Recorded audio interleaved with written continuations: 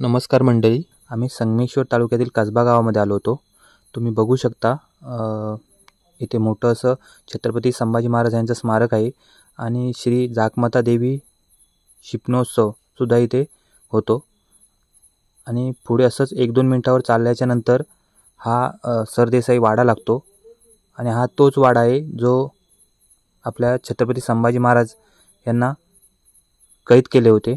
तोच हा वाडा आहे, सरदेसाई वाडा।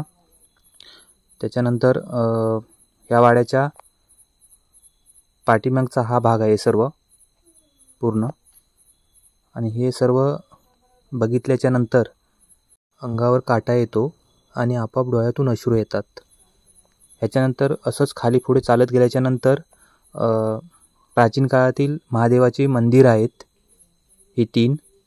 इकडे खाली आहे आणि दुसरं मंदिर ह्या साईडला। इकडे छोटंसं नंदीचं पण आहे बाहेर, आणि ह्या साईडला आपण उतरलो त्या साईडला म्हणजे ह्या साईडला एक मंदिर आहे। अशी महादेवाची 3 मंदिर आहेत।